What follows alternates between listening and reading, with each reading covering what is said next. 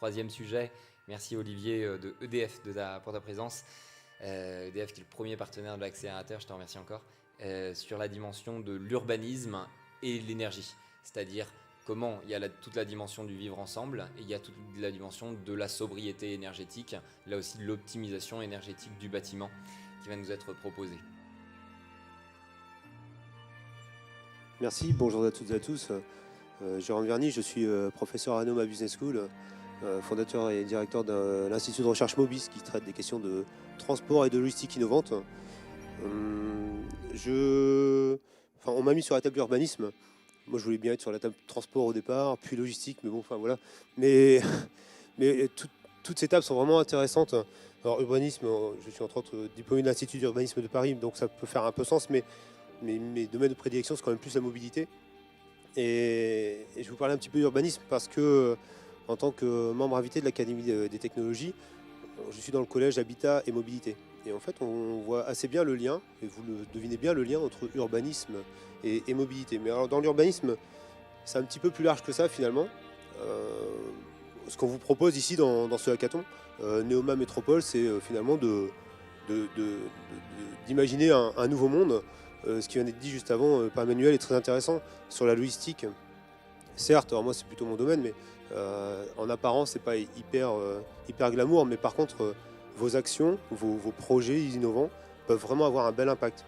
Si vous trouvez des solutions pour avoir moins de poids lourds sur les routes, ce sera un très bel impact pour la société. Donc je reviens sur l'urbanisme.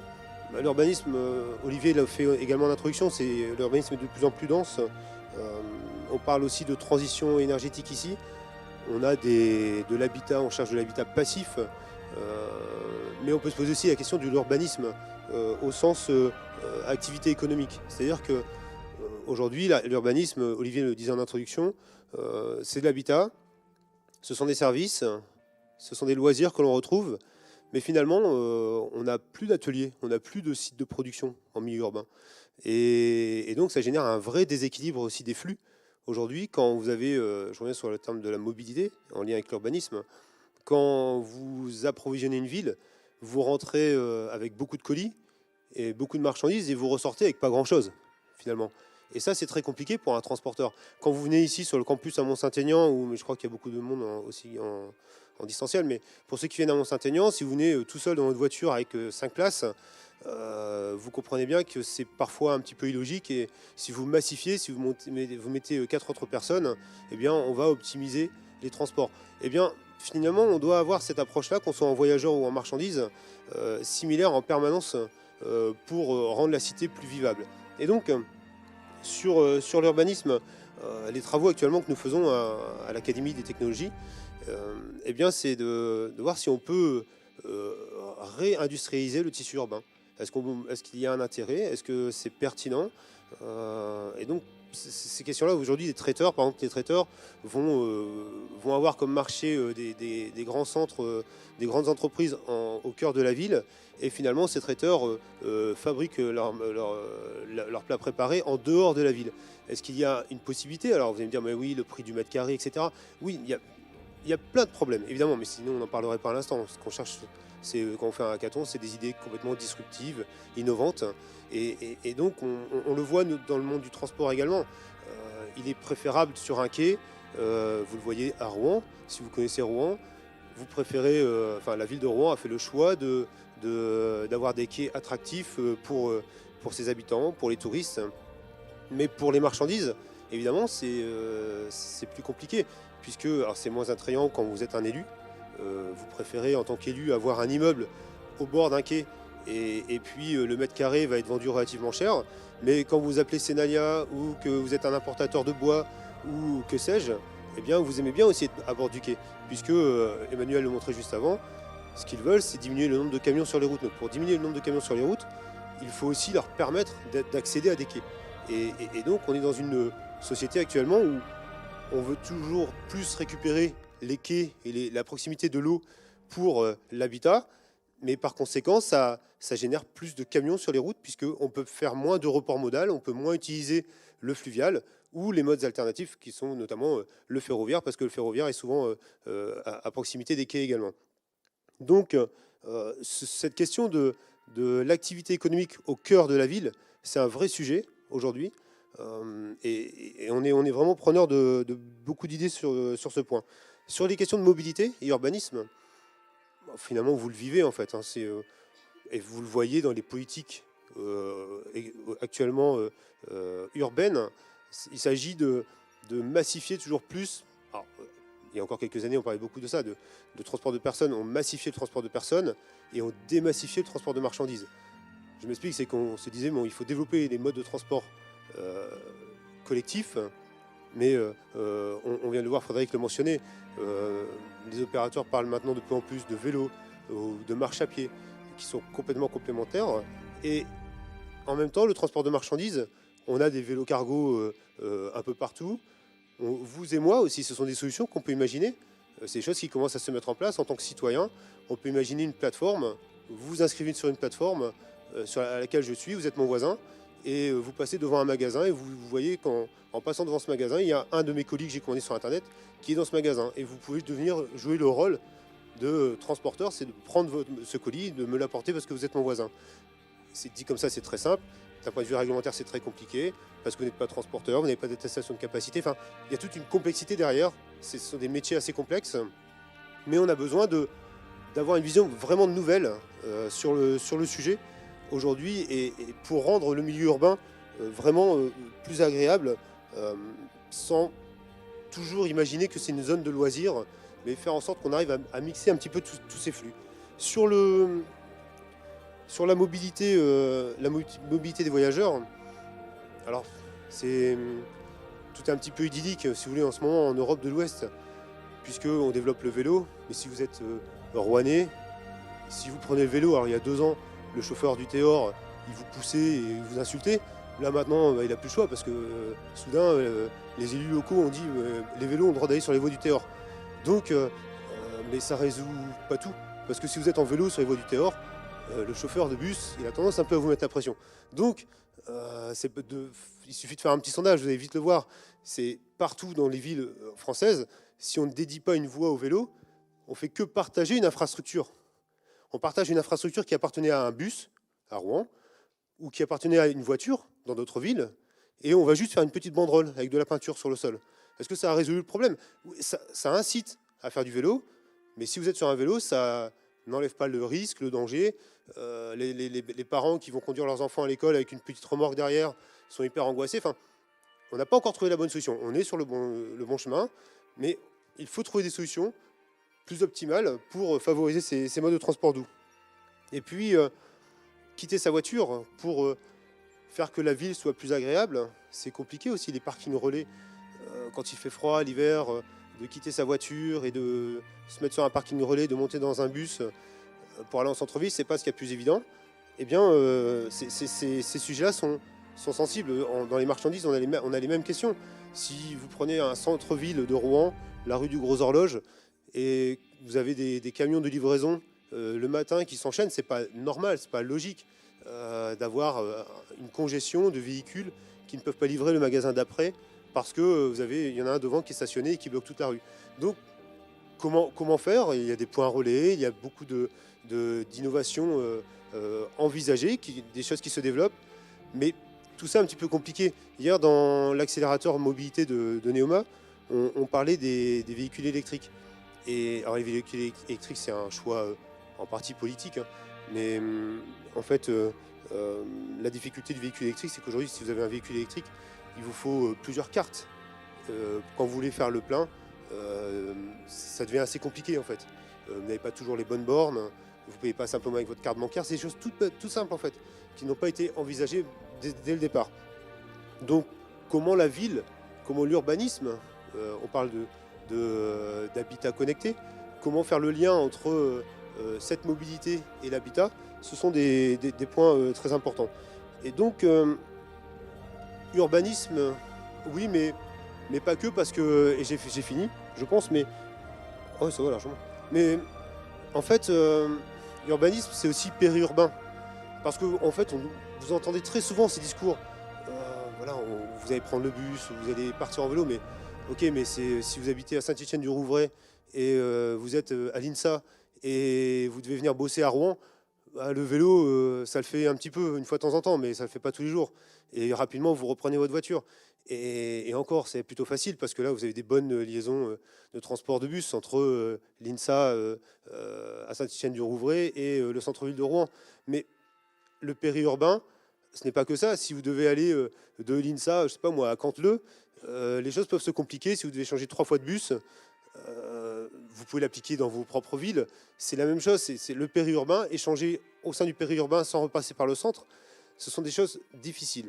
Et aujourd'hui, ça limite vraiment les déplacements. Et puis, urbanisme, c'est aussi pour moi, ok, on a un tissu urbain qui est toujours dense, mais n'oublions pas qu'on a ce périurbain, et puis après on a tout le milieu rural.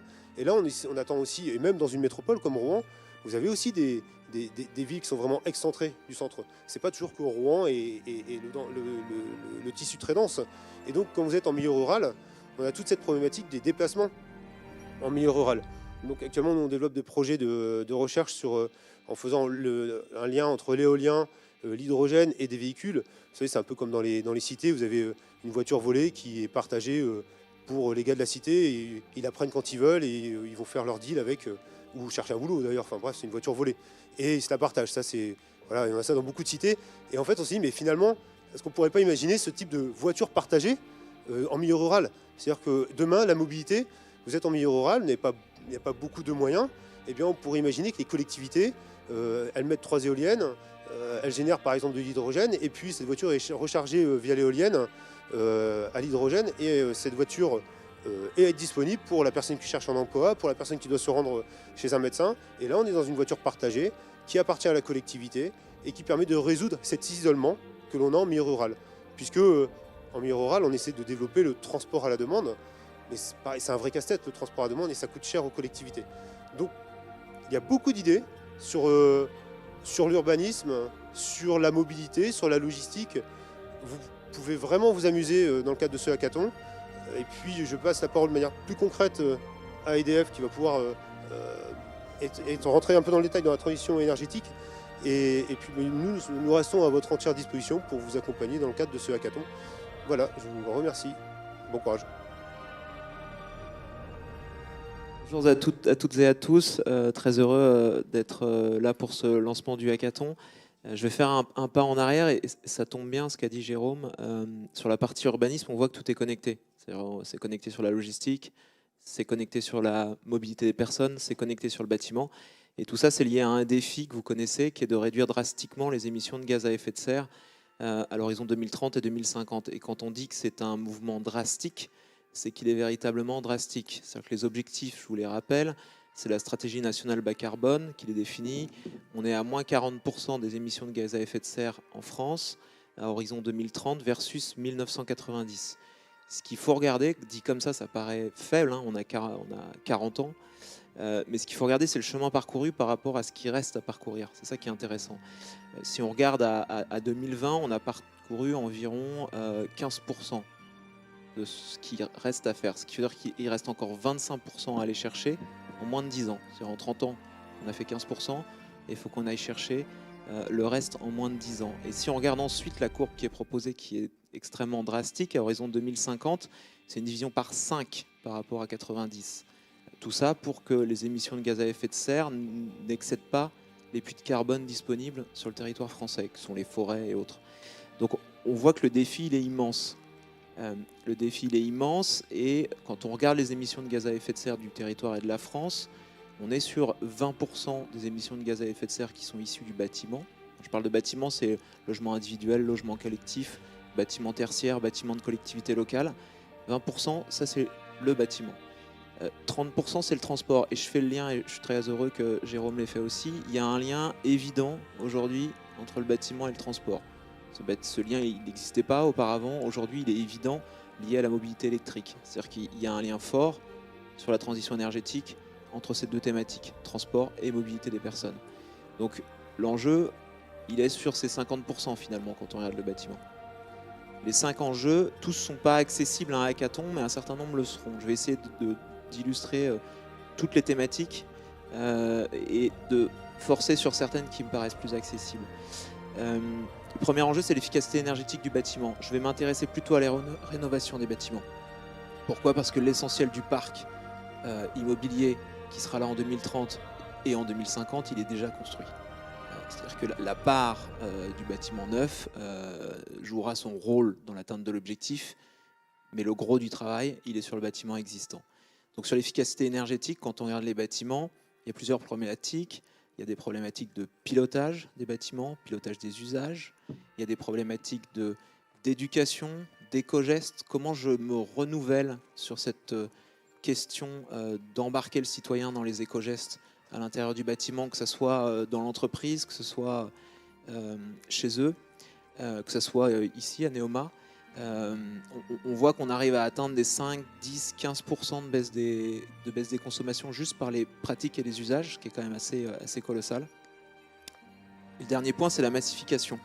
Toutes les politiques publiques se heurtent depuis qu'on essaie de faire de la rénovation énergétique à ce problème de massification de la rénovation énergétique. C'est-à-dire qu'on sait faire des performances tout à fait remarquables en matière de rénovation énergétique sur des opérations individuelles. On sait réduire de 20, 30, 40% parfois la consommation énergétique d'un bâtiment. Ça, c'est juste la consommation énergétique. Si j'ai en plus un changement d'énergie, pour passer d'une énergie carbonée à décarbonée, mon impact sur les émissions de gaz à effet de serre, il est plus que ces 20 à 30 ou 40% qu'on obtient juste par la baisse des consommations. Il y a un vrai enjeu de massification. Comment j'arrive à massifier ? Ça touche bien sûr aux dispositifs de financement, mais aussi aux écosystèmes qui font ces opérations de rénovation énergétique.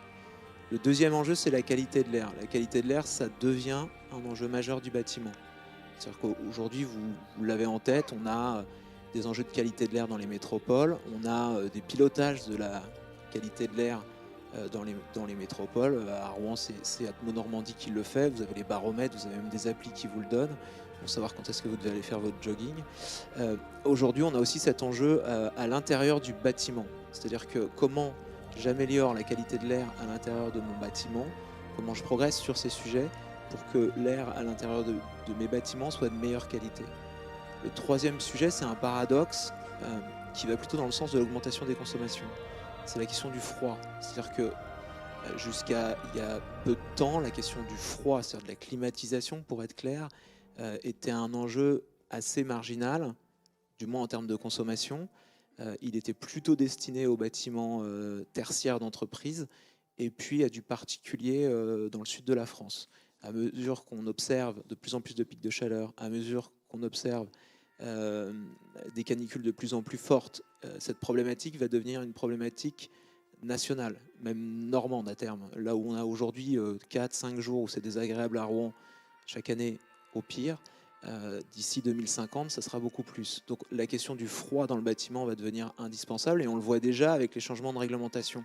C'est le cas par exemple sur les maisons de retraite. C'est pas un hasard si aujourd'hui on demande aux maisons de retraite d'avoir une pièce froide. Vous avez suivi, alors là vous êtes jeunes, mais pour les plus anciens, les canicules précédentes. Pièce froide, on a pensé à d'autres choses aussi. Non, ouais, non, alors ça c'est juste avant. Chambre froide. Là c'est la pièce froide, c'est souvent le réfectoire, c'est pas la chambre froide, c'est une pièce réfrigérée à des températures ambiantes et non pas en dessous de zéro. Donc cette question du froid, elle rentre de plus en plus dans ces sujets-là et pose la question de comment je fais du froid le plus bas carbone possible. Mais ça va devenir un enjeu majeur dans les prochaines années, parce que le réchauffement climatique, on le sait tous, il est là. L'idée, c'est de le limiter, mais on ne va pas pouvoir l'empêcher, c'est-à-dire qu'il va être là dans les prochaines années. Le quatrième enjeu, c'est la production d'énergie renouvelable. Le bâtiment devient de plus en plus acteur de la production. Alors, il y a la partie, quand vous êtes un particulier, vous mettez des panneaux solaires sur votre toit, vous autoconsommez votre consommation, c'est pas celle-là qui va m'intéresser ici, parce que là, on est sur un processus très simple. Ce qu'on a devant nous, c'est autre chose, c'est ce qu'on appelle l'autoconsommation collective. Alors je l'explique en 2 mots. L'autoconsommation collective, c'est quand un groupement de citoyens, ça peut être des collectivités locales, ça peut être des industriels, se mettent ensemble pour dire on fait un projet, souvent c'est du solaire, de production solaire sur un ou des bâtiments, un quartier, et on partage la production qui viendra en moins de nos consommations. Il y a plusieurs sujets là-dessus, mais un qui me paraît atteignable, c'est comment on facilite la création de ces collectifs. C'est un vrai sujet aujourd'hui.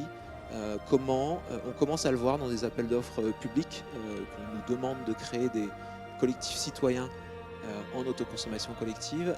C'est pas simple d'aller créer à des coûts maîtrisés ces collectifs-là. Comment j'arrive à créer ces collectifs-là rapidement, à moindre coût, pour pouvoir faire naître des projets d'autoconsommation collective.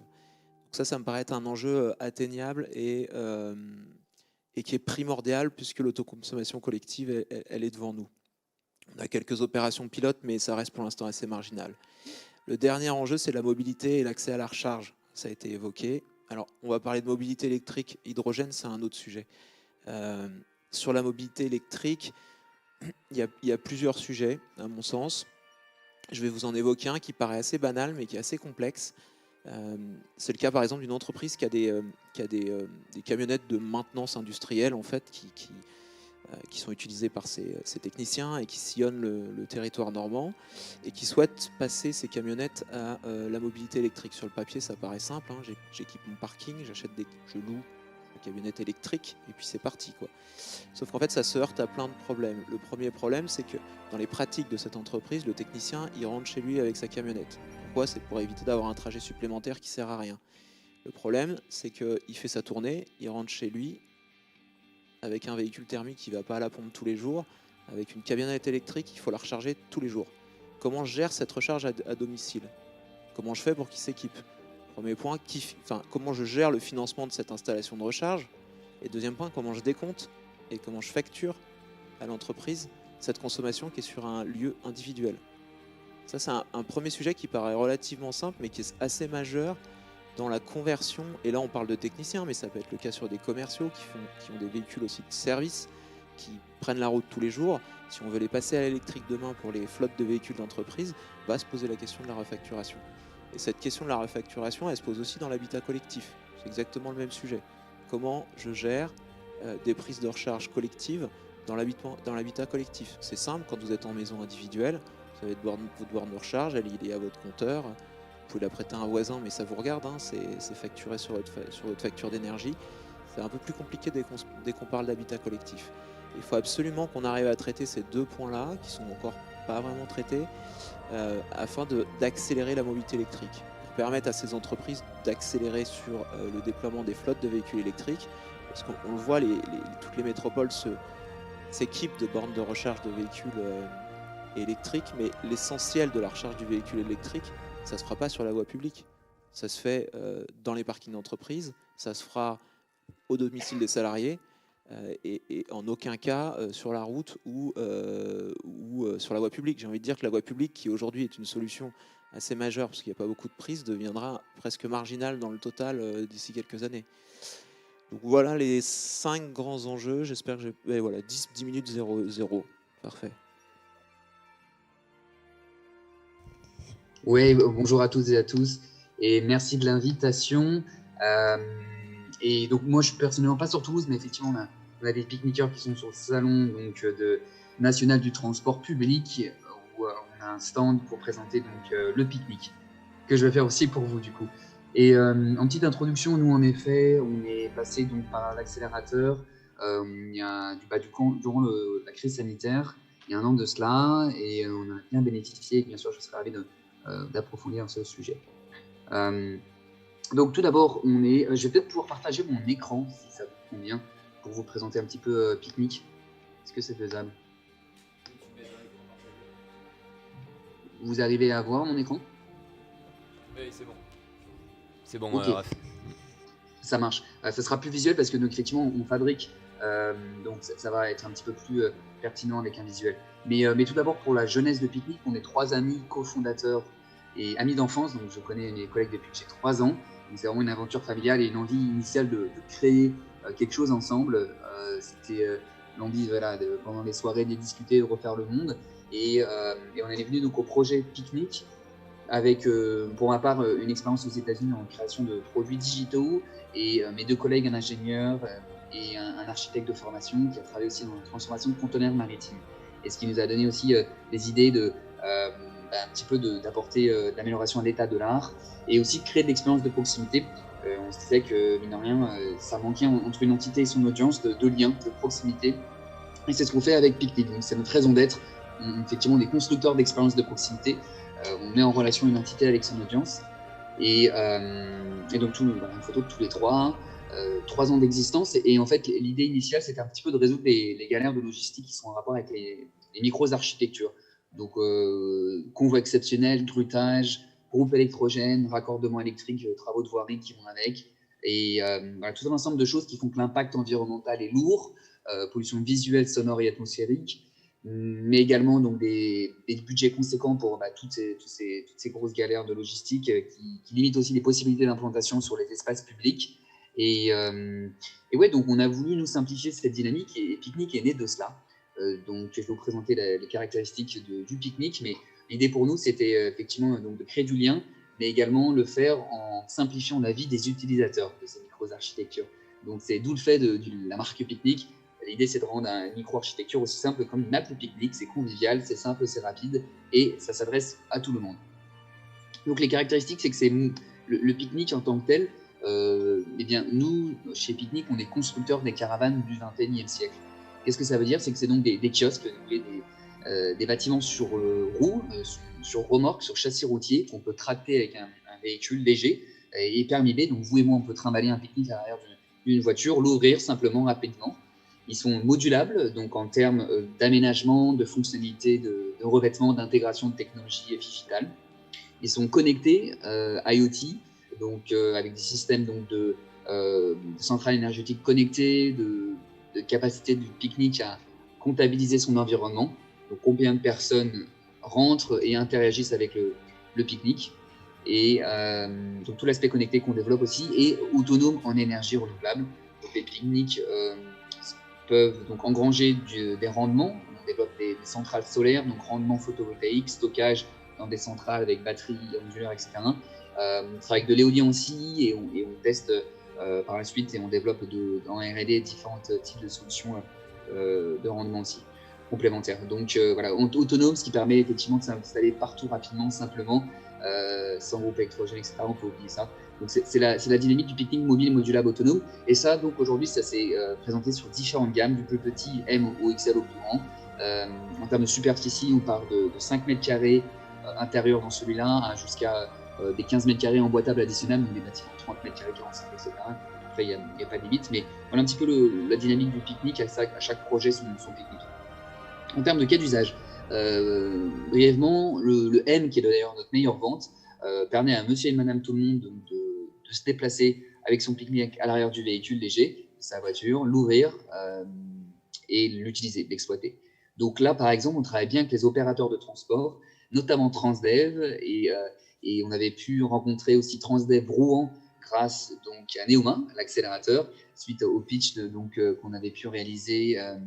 Eh bien, Nantes, là, j'avais pu discuter avec les Rouen, sachant qu'on travaillait déjà notamment avec leurs confrères du Midi. Donc là, c'est Aix-en-Provence. Et on travaille aussi à Vitrolles, qui est à côté de Marseille. On vient de livrer le Cotentin aussi. Donc ça fonctionne bien, les opérateurs de transport. Et donc, merci Neoma pour l'accompagnement et la mise en relation, ce pitch qu'on avait fait sur les Transdev Rouen. Donc ça, c'est une chose. D'ailleurs, on le livre là dans, je crois, une semaine. Donc Rouen va avoir un beau nouvelle agence itinérante commerciale de terrain. Et donc ça fonctionne bien pour nous, les opérateurs de transport. Donc ils s'en servent concrètement au quotidien. Monsieur et madame tout le monde le sort, le déplace, l'ouvre, et ils s'en servent donc, pour commercialiser leur titre de transport. Ils ont des terminals de paiement intégrés pour réaliser les badges et bien sûr apporter de l'information, du service. Donc de proximité. Ils s'installent en un clin d'œil sur des parvis de gare, sur des espaces publics type esplanade, devant effectivement des collèges, lycées ou événements divers et variés. Encore 30 secondes, Raph? Ok, 30 secondes, allons-y. L'Hexagone, un kiosque 6 faces un peu plus boisé, un L qui est plus grande superficie, et le XL qui est le grand frère, des unités de 15 mètres carrés qui s'emboîtent, qui s'additionnent. Ici, un bâtiment de 30 mètres carrés, autonome, éolien, photovoltaïque, tout le confort de chez vous, pompe à chaleur réversible, etc. Et la nouvelle version est déployable. Au lieu d'emboîter les bâtiments, on a une unité qui passe de 15 mètres carrés à 36 mètres carrés, qui arrive en 2022.